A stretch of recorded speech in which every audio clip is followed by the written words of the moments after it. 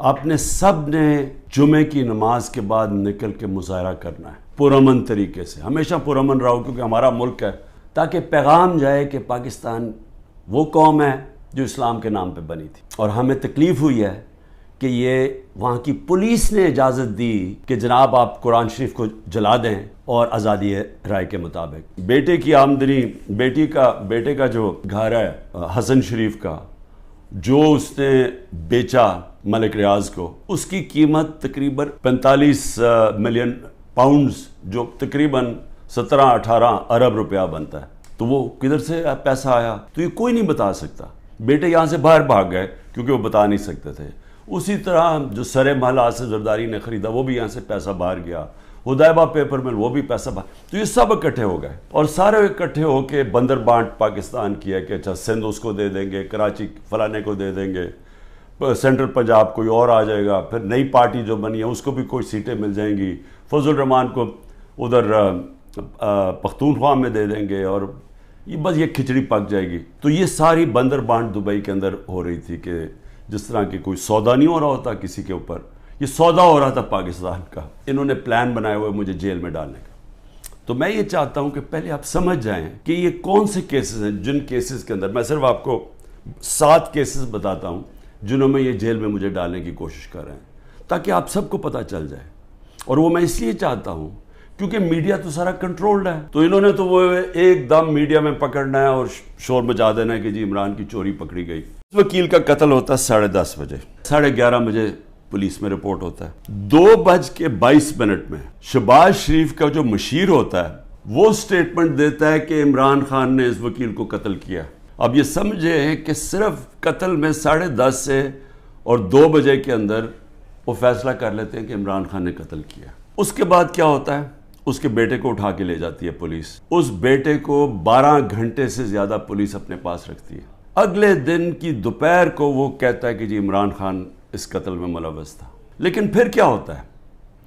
اس کی جو بیوی ہوتی ہے، وہ جو دوسری بیوی ہوتی ہے، وہ کہتی ہے کہ فیملی کے لوگوں نے قتل کیا اس کو۔ وہ ویڈیو اپنی جاری کرتی ہے۔ سارے کوئٹوں کو پتہ ہے کہ ان کی وہ وکیل کی دشمنیاں تھیں، سب کو پتہ ہے ان کی آپس میں دشمنیاں تھیں۔ اسی وکیل نے جا کے ہائی کورٹ کو کہا کہ مجھے سبی میں نہ کیسز مجھے دو، کیونکہ میری وہاں جان کو خطرہ ہے، میری دشمنی ہے۔ یہ اس کو بڑے قریب سے دیکھ لیں، اور اس کے اندر یہ مظاہرے کیا کر رہے ہیں۔ ان کا قتل ہوتا ہے اور یہ قتل میں کہتے ہیں کہ یہ قتل اس وکیل نے طرف سے یا انہوں نے کیا، اس کا نام لکھا ہوا ہے کہ وہ اس قتل میں ملوث تھا۔ لطیف کھوسا کے گھر باہر گولیاں چلتی ہیں۔ زبیر نیازی جو کہ ہمارا لاہور کا سیکرٹری جنرل ہے، اس کے نام پہ وہ آ جاتے جی اس نے گولیاں چلائی ہیں، اور وہ گولیاں کسی آدمی کو کھڑا کرتے ہیں جو کہتا ہے جی مجھے زبیر نیازی نے کوئی پیسے دینے تھے گولیاں چلانے کے لیے۔ اب لطیف کھوسا ہمارے ساتھ ملٹری کورٹس کے خلاف کیسز کر رہے ہیں، تو وہ کیوں گولیاں چلائے گا اس کے گھر، جو کہ وہی کیس کر رہے ہیں جو ہم کر رہے ہیں سپریم کورٹ میں۔ ضلع شاہ کا جب قتل ہوتا ہے، سب سے پہلے 302 میرے اوپر قتل کا چارج لگا دیتے ہیں۔ 3 دن تک وہ میرے اوپر 302 لگاتے ہیں قتل کا چارج۔ پھر کیا ہوتا ہے؟ اس کا پوسٹ مارٹم ہو جاتا ہے۔ پوسٹ مارٹم میں پتہ چلتا ہے 26 جگہ اس کے اوپر تشدد ہوا ہوتا ہے۔ تو اب ظاہر ہے وہ یہ تو نہیں کہہ سکتے تھے کہ عمران خان نے اس کو تشدد کروا کے اپنے کارکن کو مار دیا، تو انہوں نے پھر ایکسیڈنٹ اس کا ڈال دیا۔ ایکسیڈنٹ میں بھی کہا کہ عمران خان اس کے اندر کوئی اس نے انفارمیشن چھپائی ہے، میرا پھر نام ڈال دیا۔ ISPR صاحب نے کہا کہ جی بڑا توہین ہو گئی، فوج کی توہین ہو گئی۔ پہلے مجھے بتائیں کہ کسی اور کی بھی عزت ہے اس ملک میں؟ کہ ایک آدمی 50 سال سے دنیا مجھے جانتی ہے، کرکٹ کی وجہ سے جانتی ہے، ساری دنیا کے اندر وہ خبریں گئی، وہ دکھایا مجھے جس طرح پکڑ کے لے کے جا رہے ہیں کہ جس طرح کوئی پتہ نہیں کوئی مجرم ہے، دہشت گرد ہے۔ پھر کہا جی کرپشن کیس پہ لے کے جا رہے ہیں، وہ کرپشن کیس کے اوپر بھی میں آنے لگا ہوں۔ لوگوں کو جو اس طرح ڈنڈے مارے انہوں نے، جو مظلوم ہیں جن سے ظلم ہوا اس کو ہی پکڑ کے اسی کے اوپر کیسز کرنے شروع کر دیے۔ جیل میں باندھا اور کیسز شروع ہو گئے کہ جی اس کی ایما کے اوپر یہ ہوا ہے تو اس کی وجہ سے یہ ہوا ہے، اور جی کوئی ملٹری کورٹ سب پتہ چلیں گے کہ جو بتائیں گے اصل میں کتنا بڑا وہ غداری کر رہا تھا عمران خان قوم کے ساتھ۔ فرانس کے اندر ایک لڑکے کو پولیس نے 16 سال کے لڑکے کو گولی ماری. ابھی تک فرانس جل رہا ہے. 1000 سے زیادہ بلڈنگز جل گئی ہیں, گاڑیاں جل گئی ہیں. مشکل نیشنل کرائسس آ گیا ہے. معافی مانگ رہی ہے پولیس کے, جی بڑی غلطی ہوگی, اس کے خلاف ایکشن لیا جائے گا. آزاد لوگ ہیں, آزاد لوگوں کے حقوق ہوتے ہیں.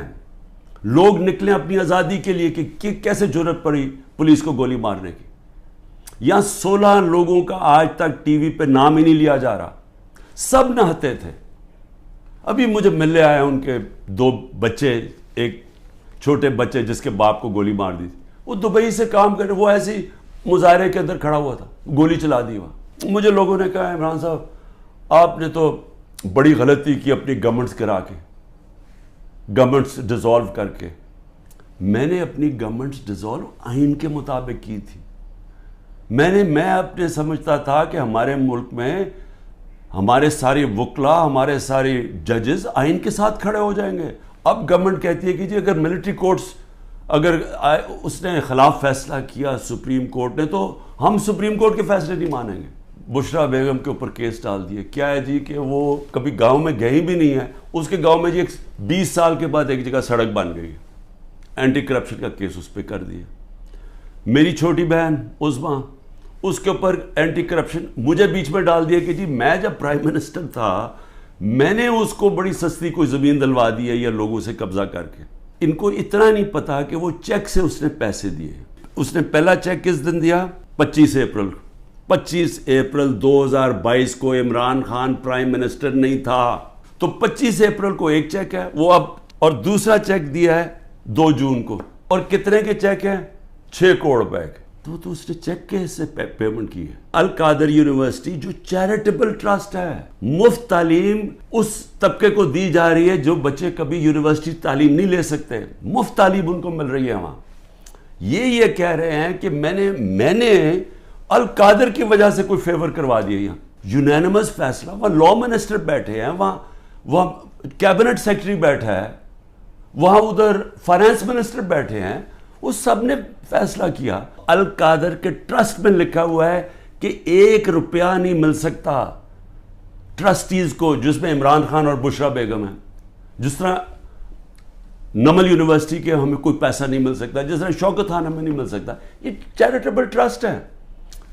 کہہ رہے ہیں کہ میں نے اس کی وجہ سے اس کو فیور کر دیا. بھئی آپ اگر فیور کر دیا, آپ آج جا کے سپریم کورٹ میں ریٹ کر دیں کہ یہ پیسہ ادھر ٹرانسفر کر دیں. میں نے اسی قانون کے مطابق کئی گفٹس لی, کئی میں نے نہیں لی. جو بھی میں نے فیصلہ کیا میں نے بیچ دی ہیں. اس کے اوپر کیپٹل گینز ٹیکس وہ سارا FBR میں نے ڈکلیئر کیا ہوا ہے. سارا کچھ میرا ڈکلیئرڈ ہے. اس میں نے غلط کام کیا کیا؟ یہ کہہ رہے ہیں کہ جناب وہ اس کی غلط ویلیو دکھا دی. بھئی غلط ویلیو دکھا دی تو ان سے پوچھے جو ویلیو نکال رہے ہیں. میرا تو کام نہیں ہے ویلیو کی, میں تو نہیں جا کے بیچ رہا, میں تو نہیں اسیس کر رہا. مجھے تو جو ہے ایم ایس جو ہوتا ہے ملٹری سیکٹری آپ کا, وہ آپ کو آگے بتاتا ہے کہ جی یہ اپریز ہو کہ یہ آئے ہے اس کے ویلیو, آپ فیصلہ کر لیں آپ نے لینی ہے نہیں. یہ ہوتا ہے اور یہ پہلے سے چلتا آ رہا ہے. یہ ہے توشہ خانہ کا کیس جس پہ کوشش کر رہے ہیں کہ اندر. اچھا, اور کیس کے اندر یہ بھی ذرا سن لیں. ایک توشہ خانہ کا کیس ہے, اس کے اوپر نیب بھی بلا رہی ہے, اس کے اوپر الیکشن کمیشن بھی اس کو اٹھایا ہوا ہے, اور FIR بھی کاٹی ہوئی ہے اس کے اوپر. یہ کبھی ہو ہی نہیں سکتا کہ ایک ایشو کے اوپر 3 مختلف جگہ کیسز چل رہے ہوں. ہم نے فیصلہ کرنا ہے کہ کیا ہم نے اب اس خوف کی زنجیروں کے اندر اپنے آپ کو غلام رکھنا ہے. میں نے آپ کو بتا دیا کہ آزاد قوموں کے اندر ایسی چیزیں نہیں ہوتی. کوئی کسی کی جرت نہیں ہوتی آئین کے خلاف جانے کی, کسی کی جرت عدالت کے فیصلوں کے خلاف جانے کی نہیں ہوتی. وقت آ گیا یہ لوگوں کے گھروں کے اندر گھس کے جو گھر کی عورتوں سے کر رہے ہیں, بچے اٹھا کے لے جاتے ہیں, گھر توڑ دیتے ہیں, گھر لوٹ لیتے ہیں, یہ ہزاروں گھروں سے کر رہے ہیں. پختونخوا کے اندر گاڑیاں اٹھا کے لے جاتے ہیں. جو بھی PTI کا ملے, رشتہ دار ملے, کوئی بھی, میں ساری قوم کو کہہ رہا ہوں کہ کیا آپ یہ برداشت کرنے کے لیے تیار ہیں؟ کیونکہ یہ آج ہمارے سے ہو رہا ہے, یہ سب سے ہوگا. اس لیے اپنی قوم کو میں کہہ رہا ہوں کہ آپ کے پاس اب 2 راستے ہیں, غلامی کے اور حقیقی آزادی کے. لا الہ الا اللہ, کوئی نہیں ہے خدا اللہ کے سوا ہم کسی ظالم کے سامنے اور یہ ظلم کا نظام اور یہ خوف کے سامنے ہم جھکنے والے نہیں ہیں. ہم نبی صلی اللہ علیہ وسلم محمد مصطفیٰ دنیا کے سب سے عظیم لیڈر، ہم ان کی امت ہیں، اور وقت آ گیا ہے کہ ہم اب اپنا سٹینڈ لیں اور پرامن طریقے سے تیاری کریں نکلنے کے لیے سڑکوں پہ.